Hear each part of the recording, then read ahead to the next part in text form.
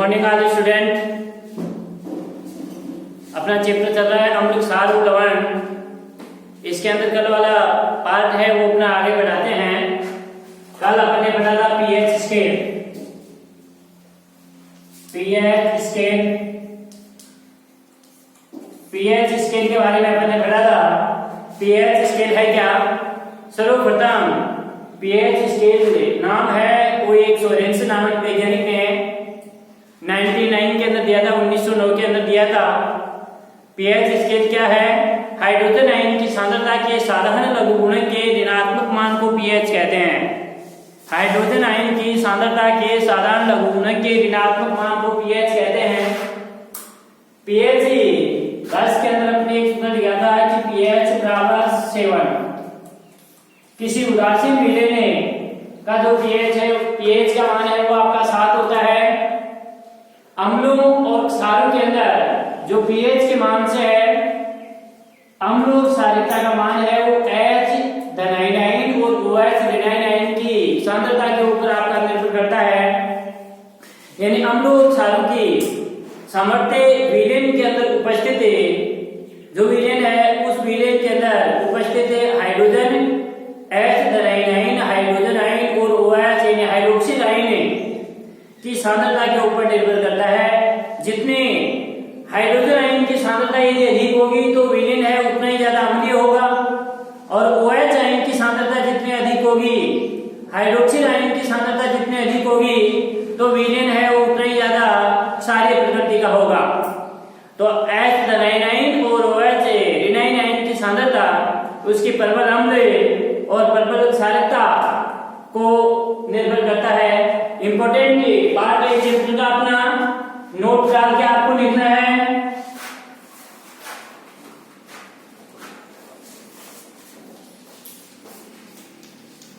Note डाल के आपको लिखना है अम्लों और क्षारों,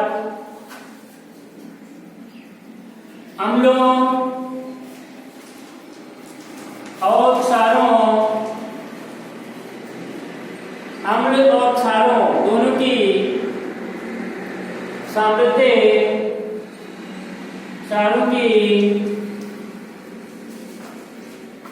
सामर्थ्य विलयन में उपस्थित, विलयन में उपस्थित H धनायन हाइड्रोजन आयन, H धनायन तथा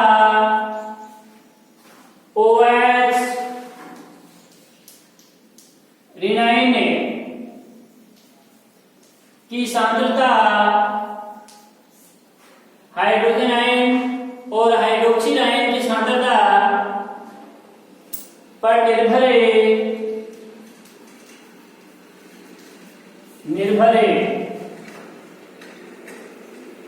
करती है। यानी अम्लों और क्षारों की सामर्थ्य विलयन में उपस्थित हाइड्रोजन और OH ऋणायन जो आयन है इनकी सांद्रता पर निर्भर करता है। हाइड्रोजन और OH ऋणायन की सांद्रता पर निर्भर करता है। हाइड्रोजन आयन की सांद्रता यदि अधिक होगी तो विलयन अपना अम्लीय प्रकृति का होगा, और OH आयन की सांद्रता यदि अधिक होगी तो विलयन अपना क्षारीय प्रकृति का होगा। दोनों के ऊपर निर्भर करता है। हाइड्रोजन आयन की अधिक सांद्रता पहला चेंज करके लिखना है, सेकंड डाल के लिख दो। H धनायन आयन की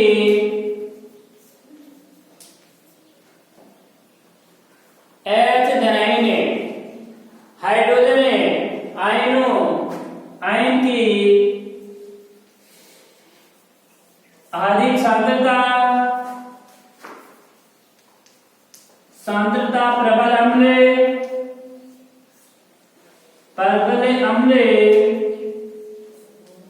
तथा OH ऋणायन आयन की अधिक सांद्रता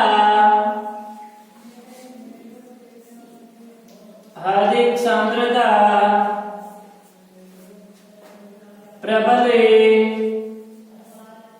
क्षार H विनाइन आयन की अधिक सांद्रता प्रबल अम्ल और OH विनाइन आयन की अधिक सांद्रता प्रबल क्षार को दर्शाती है। प्रबल क्षार को दर्शाती है। अम्लों और क्षारों की सामर्थ्य विलयन में उपस्थित हाइड्रोजन H धनायन और OH ऋणायन आयनों की सांद्रता के ऊपर निर्भर करती है। H धनायन आयन की सांद्रता अधिक होने पर वह अधिक अम्लीय होगा, प्रबल अम्लता को प्रदर्शित करेगा, और OH ऋणायन की सांद्रता यदि अधिक होगी तो वह आपको प्रबल क्षारकता को प्रदर्शित करता है। किसी उदासीन विलयन के पीएच का मान होता है वो आपका 7 होता है। यदि किसी विलयन के पीएच का मान 7 से कम है तो विलयन अपना अम्लीय प्रकृति का होगा। यदि विलयन के पीएच का मान यदि 7 से अधिक है तो विलयन है वो आपका क्षारीय प्रकृति का होता है। विलयन के अंदर यदि पीएच का मान जैसे जैसे कम होता जाएगा अम्लता का गुण बढ़ता जाएगा। पीएच का मान जैसे जैसे आपका बढ़ता जाता है वैसे वैसे क्षारकता का गुण भी बढ़ता जाता है। यदि पीएच का मान कम होने पर अम्लता का गुण क्या होगा? बढ़ेगा। पीएच का मान बढ़ने पर क्षारकता का मान बढ़ेगा और अम्लता का गुण क्या होगा? कम होगा। उल्टे हैं दोनों। पहला चेंज करके लिखना है उदासीन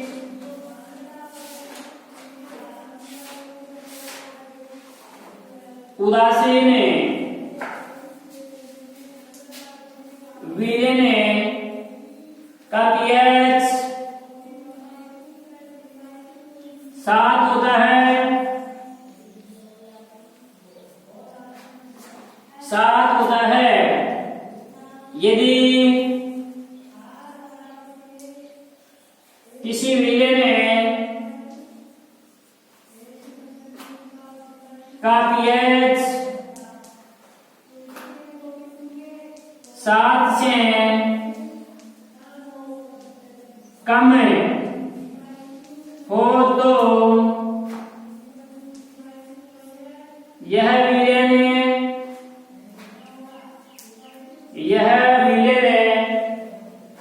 अम्लीय प्रकृति का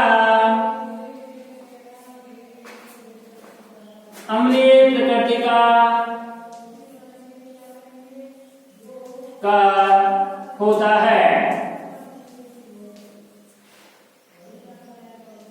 यदि विलयन के पीएच का मान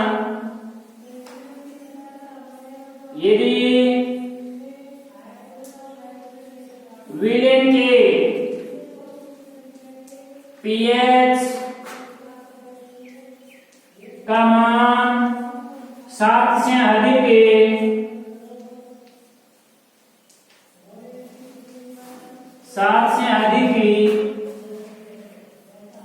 हो तो विलयन क्षारीय प्रकृति का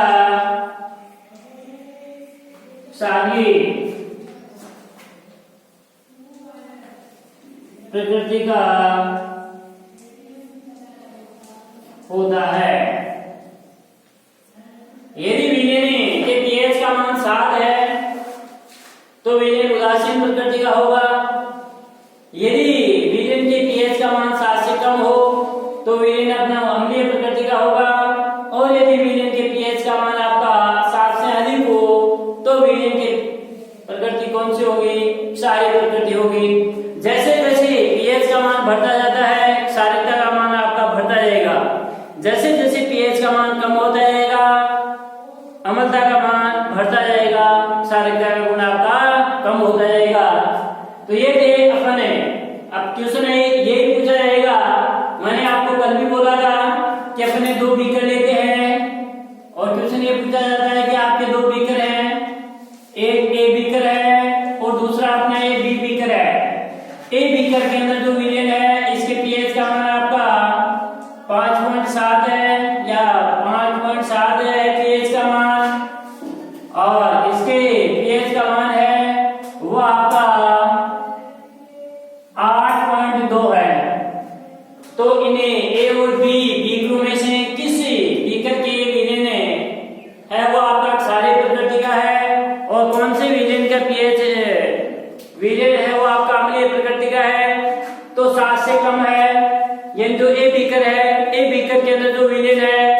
विलेन के पीएच का मान है वो 5.7 है। इसका मतलब 7 से कम है। 7 से कम जिस विलेन के पीएच का मान है, इसका मतलब ये कौन सी प्रकृति का होगा? अम्लीय प्रकृति का होगा। बी बीकर है, बी बीकर का पीएच का मान है वो आपका 8.2 है। 8.2 होने पर यह कौन सी प्रकृति का होगा? आपका क्षारीय प्रकृति का होगा। तो इस प्रकार से आपके क्वेश्चन है, एग्जाम के अंदर जो क्वेश्चन पुटअप किए जाएंगे वो आपके इस प्रकार के पूछे जाएंगे। अम्लीय और क्षारीय, ये भी पूछ लिया जाए कि एक बीकर है जिसमें विलेन की पीएच का मान 5.7 है और दूसरा है जिसके अंदर 2.1 है, तो इसमें कौन सा अम्लीयता का गुण है वो ज्यादा प्रदर्शित करेगा? अम्लीयता का गुण है वो ज्यादा प्रदर्शित करेगा बी बीकर वाला। क्योंकि बी बीकर के पीएच का मान 2.1 है। पीएच का मान जितना ज्यादा कम होगा, अम्लता का गुण है उतना ही ज्यादा प्रदर्शित करता है। पीएच का मान जितना आपका अधिक होगा, क्षारीयता का गुण उतना ही ज्यादा प्रदर्शित करेगा। तो ये था अपना चैप्टर का इंपॉर्टेंट टॉपिक था, ये है पीएच। क्वेश्चन भी है वो आपका इसमें से निश्चित रूप से क्वेश्चन भी है वो आपका पूछा जाता है। अगला जो टॉपिक आता है यही आपका पीएच का दैनिक जीवन में महत्व है। पीएच का दैनिक जीवन में महत्व है क्या है? यह हम सभी जानते हैं कि पीएच है अपन सामान्य तौर के ऊपर अपने दैनिक जीवन में कुछ लोग हैं काम में लेते हैं। अपन कहते हैं ना कि इसके कब्ज हो गई, उसके ये हो गया, ये वर्षा थी, इसके अंदर तो एक खारापन था जिसको अपन अम्लीय वर्षा के नाम से जानते हैं। तो पीएच का दैनिक जीवन में महत्व है। पीएच का दैनिक जीवन में महत्व है। अपना है उदर है, पेट है। पेट में देखो जठर रस होता है। जठर रस पेट में है वो हाइड्रोक्लोरिक अम्ल HCl अम्ल का स्राव करता है।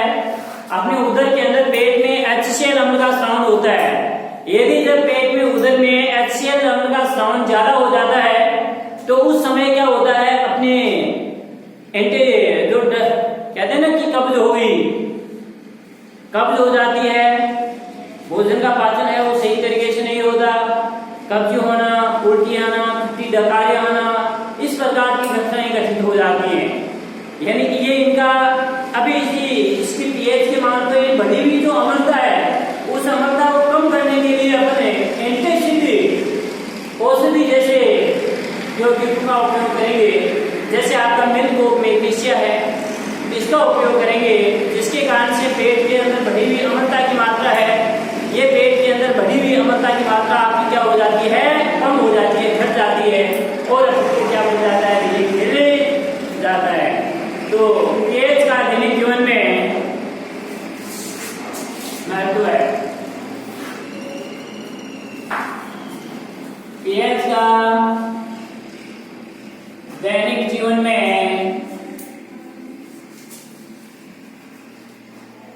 महत्व है। पीएच का दैनिक जीवन में महत्व है। पहला है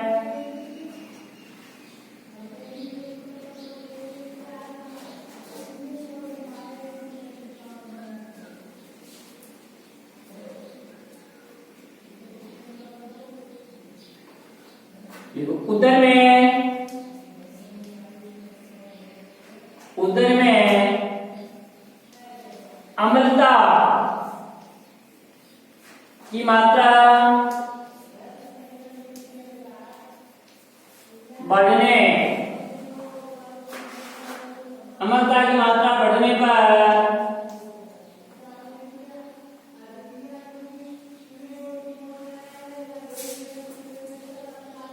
बढ़ने पर दर्द व जलन होने लगती है।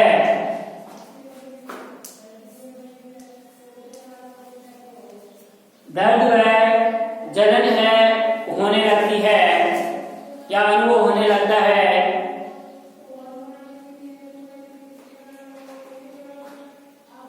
इस समय अपने पेट के अंदर जो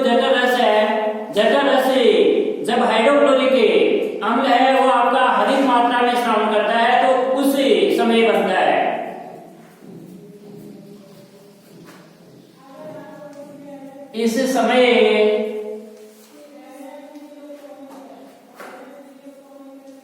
जठर रस द्वारा HCl हाइड्रोक्लोरिक अम्ल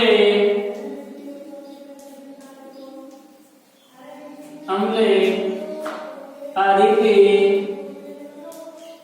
मात्रा में श्रवण होने पर पेट में दर्द व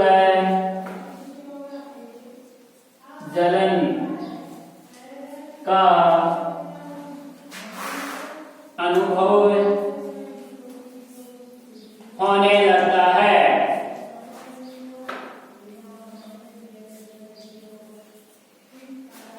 इस पेट में बढ़ी हुई अम्लता को कम करने के लिए कुछ एंटीसिड जैसी औषधियों का उपयोग किया जाता है। मिल्क और मैग्नीशिया जैसी औषधियों का उपयोग किया जाता है।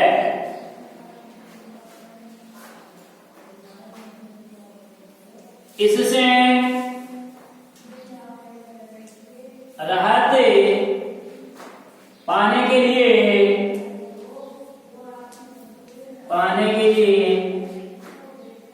एंटा एसिड औषधियों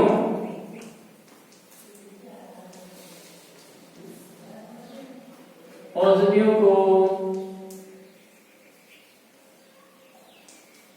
काम में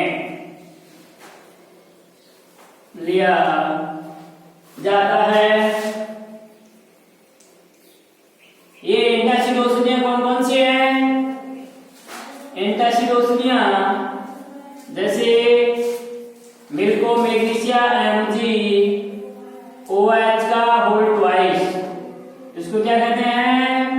जो पहले भी आ गया अपना milk of magnesia,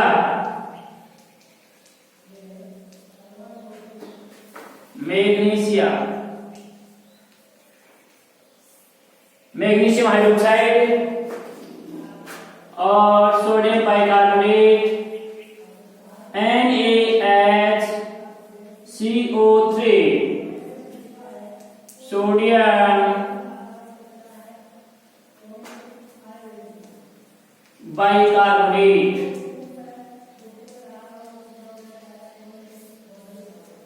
sodium bicarbonate या सोडियम हाइड्रोजन कार्बोनेट जैसी औषधियों का है अपन उपयोग करते हैं, जिसके अंदर पेट के अंदर बढ़ी हुई अम्लता की मात्रा है वह आपकी यानी जो अम्लता की मात्रा बढ़ी हुई है ना, इसको क्या कर देता है? यह कम कर देता है। ये था आपने क्या पीएच का दैनिक जीवन में उपयोगी। उदर में अम्लता की मात्रा बढ़ने पर दर्द और जलन होने लगती है।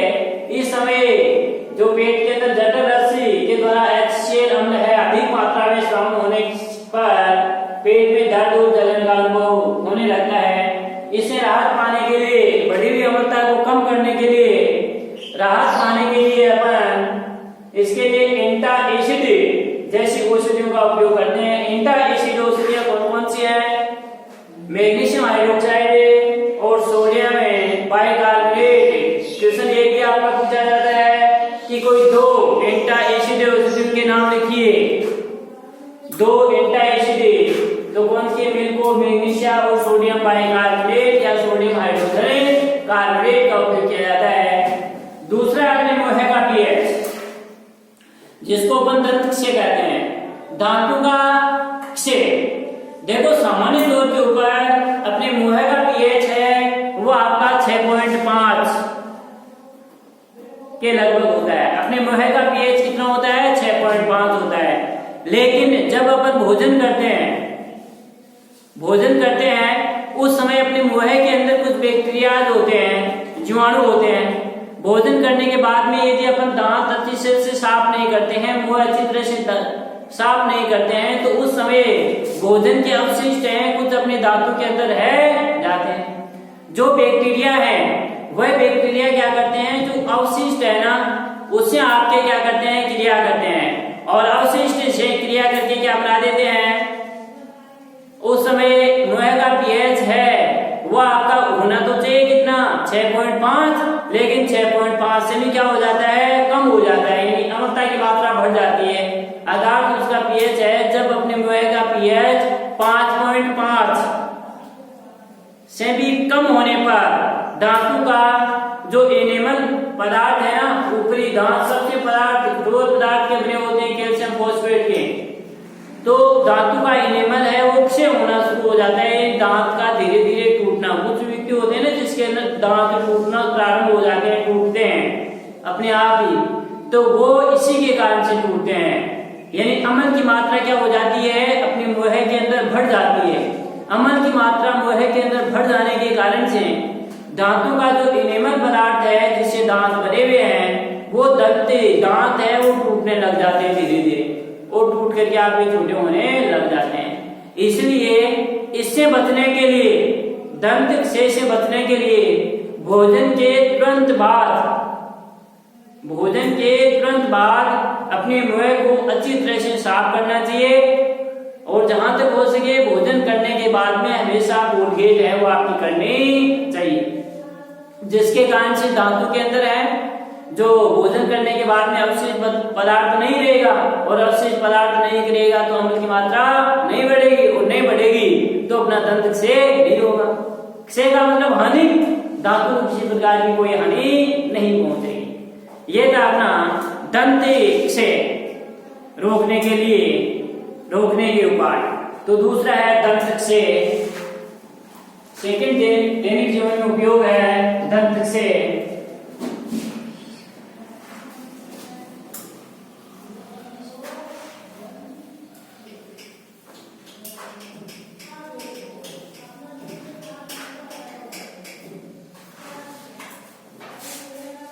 दंत से सेकंड,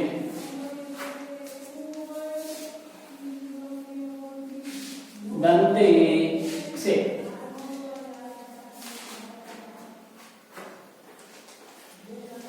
सामान्यतः है मुख का पीएच 6.5 होता है। ये मुख्य रूप से अपने मुंह का पीएच कितना होता है, 6.5 होता है। लेकिन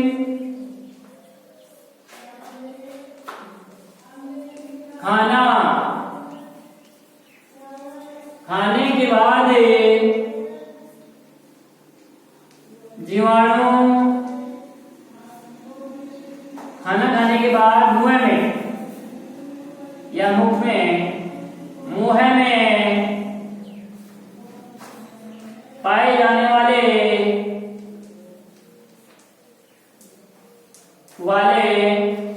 जीवाणु, बैक्टीरिया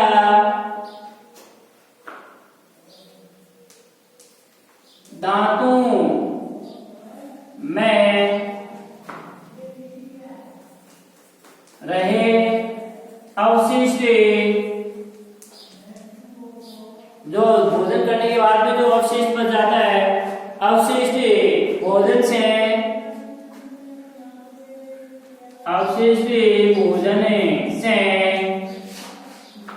क्रिया करके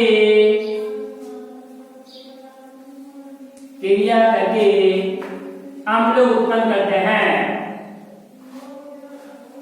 अम्ल उत्पन्न करते हैं,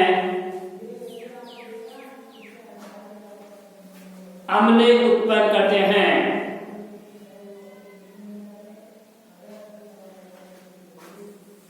ये अम्ल या इससे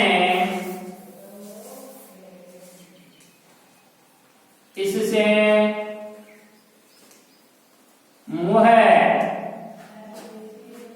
का पीएच कम हो जाता है, कम हो जाता है। जब मुंह का पीएच 5.5 से कम हो जाता है तो दांतों का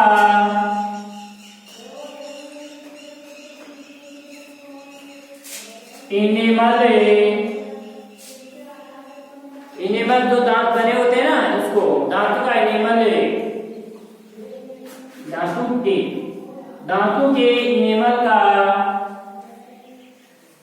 से होना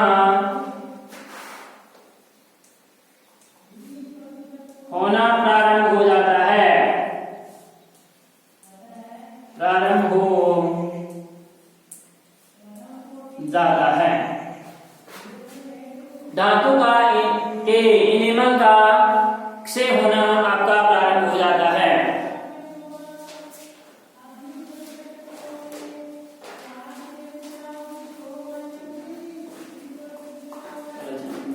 अतः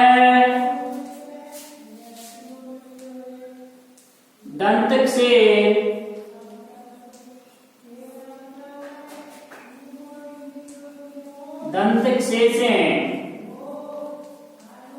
बचने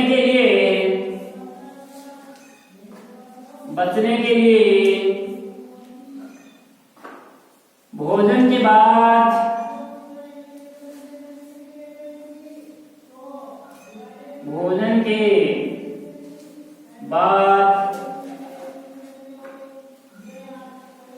दंत मंजन या सारे विलेन से मुंह है वो साफ करना चाहिए। भोजन के बाद दंत मंजन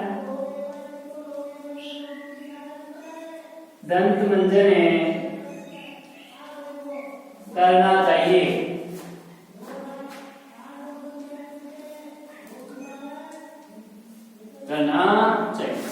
ये था अपना दंत से, यानी दांतों का जो पीएच है वो सामान्य तौर के ऊपर अपने मुंह का पीएच है वो आपका 6.5 होता है। लेकिन जब खाना अपन खाते हैं तो खाना खाते समय अपने मुंह के अंदर कुछ भोजन के अवशिष्ट है वो दांतों के अंदर रह जाते हैं, मुंह के अंदर रह जाते हैं। ये रह जाने के कारण से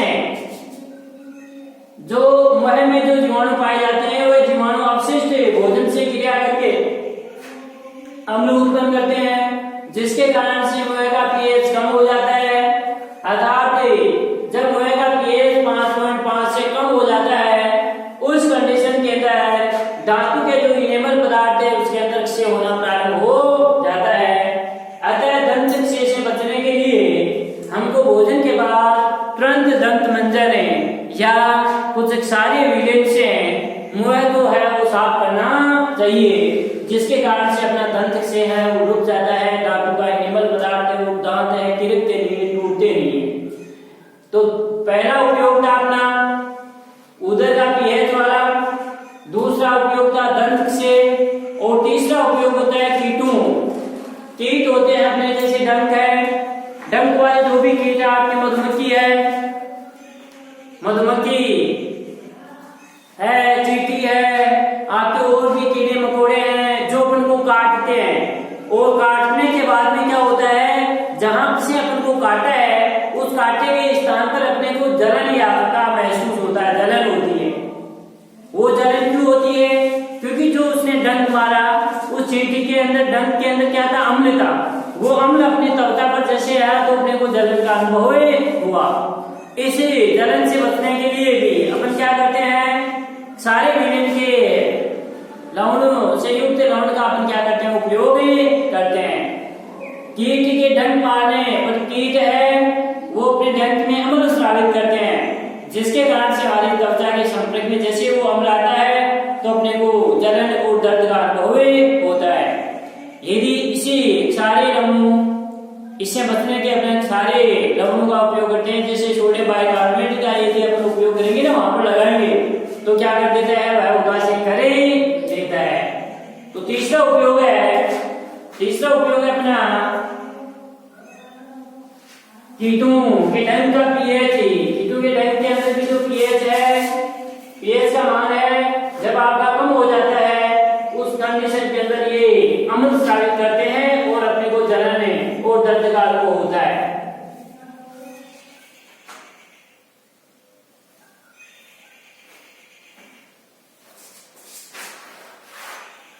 थर्ड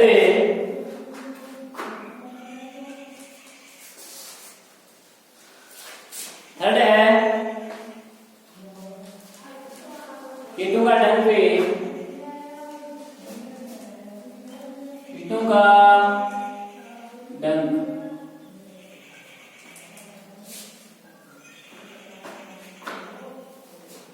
कीट जैसे मधुमक्खी,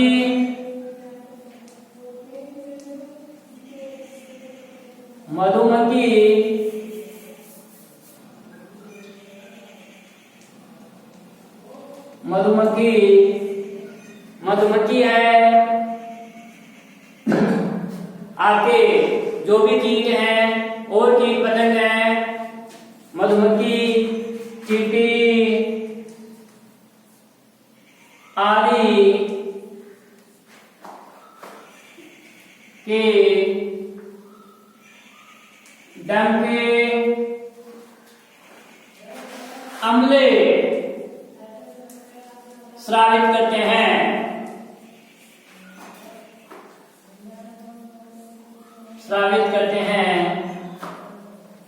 जैसे ही ये कीट हमें काटते हैं तो दर्द व जलन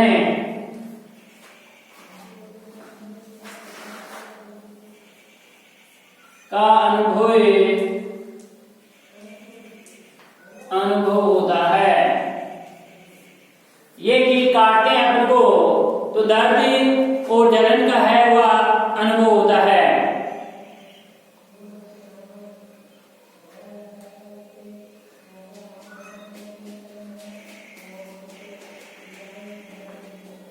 क्योंकि ये जो स्रावित अम्ल करते हैं, अम्ल जैसे अपनी त्वचा के संपर्क में आता है तो अपने को जलन और दर्द का अनुभव होता है। इसे कम करने के लिए अपन सोडियम बाइकार्बोनेट जैसे लवणों का प्रयोग करते हैं, जिसके कारण से इस बड़ा जो अम्ल है इस अम्ल को क्या कर देता है, उदासीन कर देता है। इससे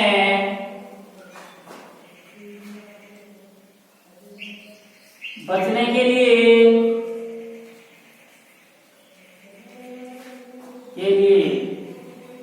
कीट द्वारा काटे स्थान पर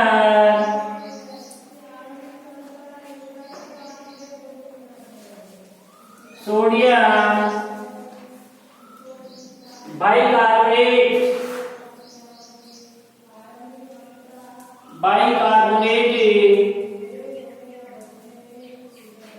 जैसे लवणों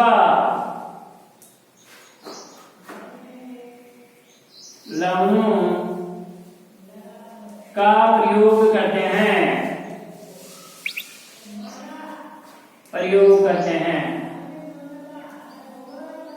इससे ये अम्ल को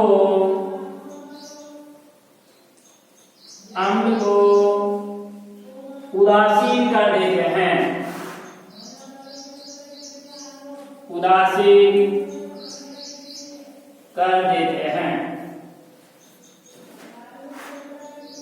चौथा है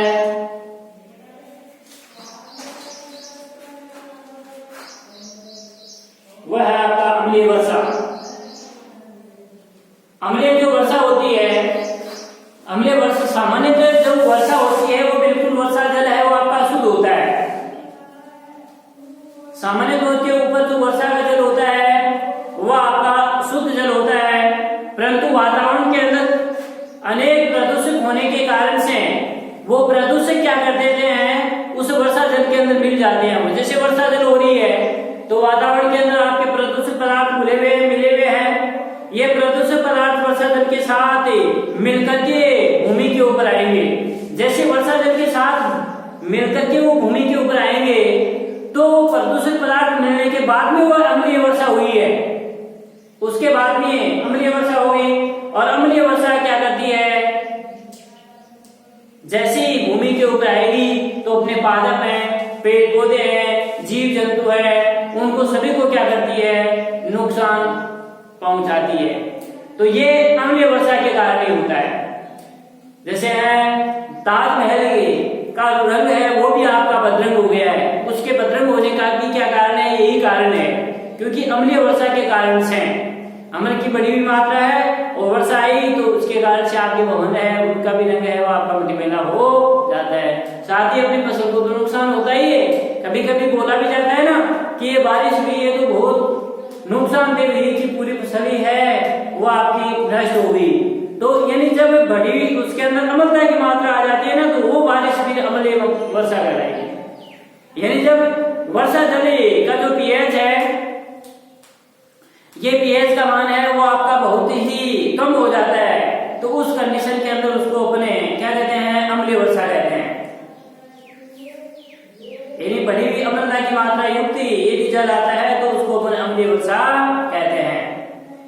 तो अम्लीय वर्षा या अम्ल वर्षा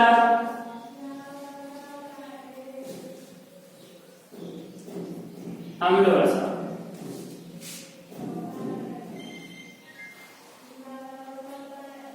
अम्ल वर्षा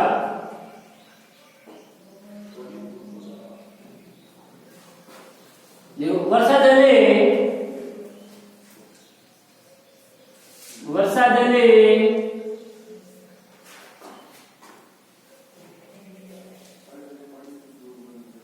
शुद्ध होता है।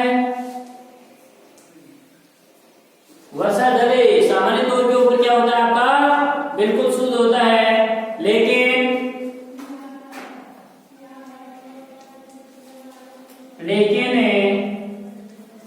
इसमें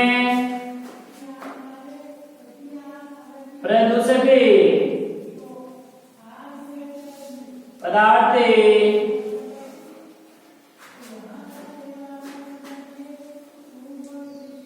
मिल जाने से यह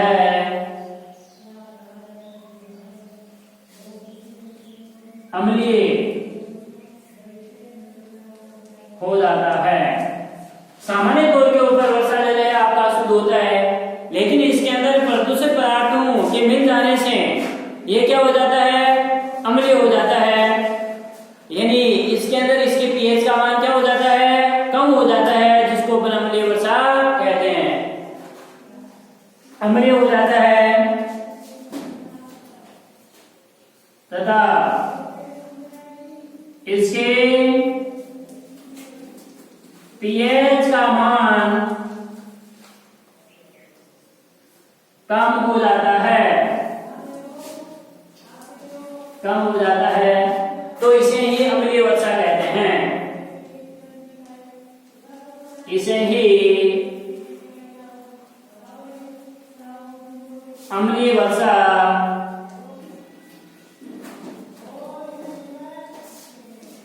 अम्लीय वर्षा कहते हैं। इसे ही अम्लीय वर्षा कहते हैं।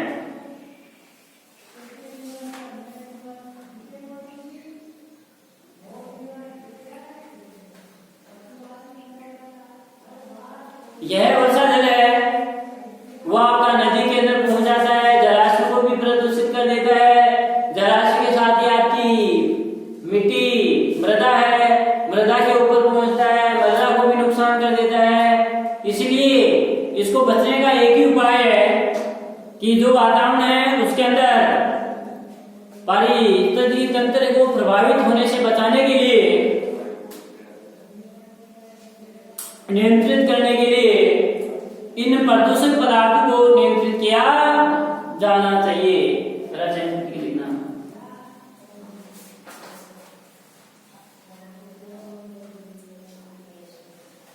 अम्लीय वर्षा से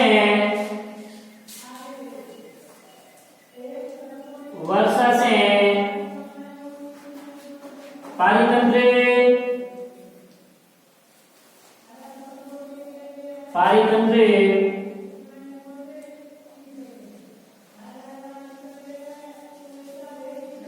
विरल हो जाता है,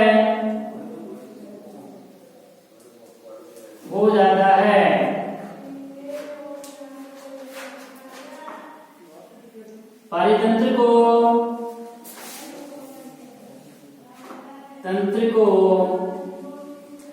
बचाने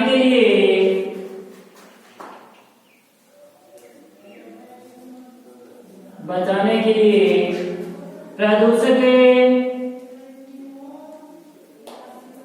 पदार्थों पर नियंत्रण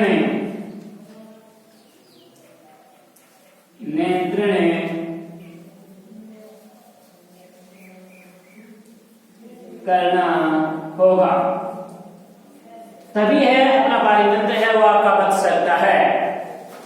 यानी जो प्रदूषित पदार्थ है उसको आपका है वो कम करना पड़ेगा। कीटों के डंक, जैसे मधुमक्खी है, कीट है, वो अपने काटते हैं तो अपने को जलन और दर्द का अनुभव होता है। इससे बचने के लिए अपन जैसे सोडियम बाइकार्बोनेट है, जिसको अपन खाने का सोडा कहते हैं, इसको लगाने के बाद में जो बढ़ी हुई अम्लता की मात्रा है यह कम कर देता है, वो जलन क्या हो जाती है, कम हो जाती है।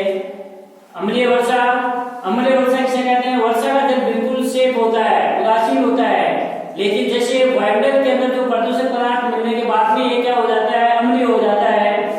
इसको हम अम्लीय वर्षा कहते हैं। इस अम्लीय वर्षा को कम करने के लिए या अम्लता की मात्रा को बढ़ाने के लिए इन प्रदूषक पदार्थों को क्या करना होगा, नियंत्रित करना होगा।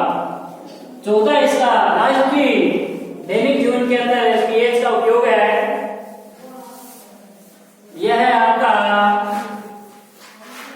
चौथा उपयोग है, यह मृदा का पीएच। मिट्टी है उसका भी आपका पीएच होता है।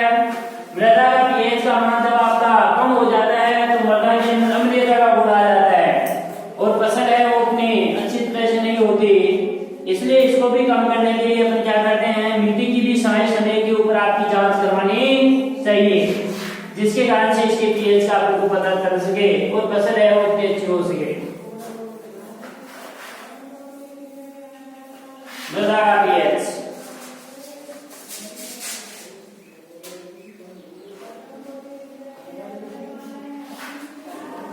लिखता है मृदा पीएच, मिट्टी का पीएच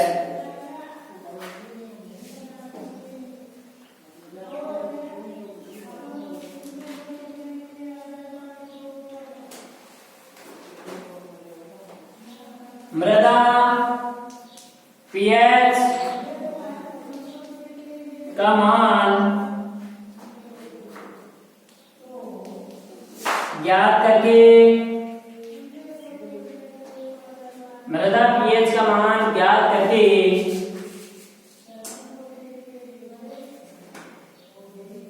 मृदा में बोई जाने वाली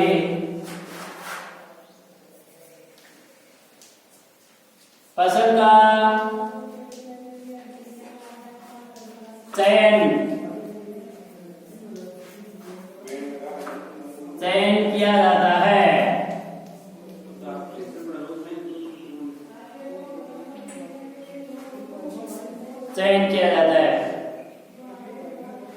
और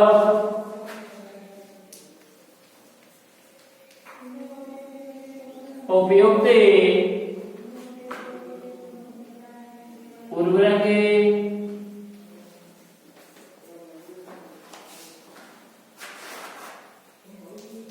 को प्रयुक्त किया जाता है। जो यदि मृदा का पीएच का अपन को अच्छी तरह से पता है तो अपन जो फसल के अंदर जो उर्वरक का अपन प्रयोग करते हैं उस उर्वरक का प्रयोग भी अपन उसी हिसाब से कर देते हैं। और इस प्रकार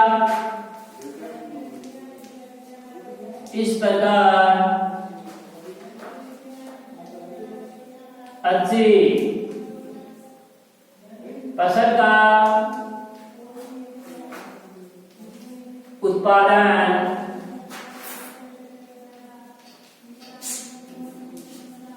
उत्पादन किया जा सकता है।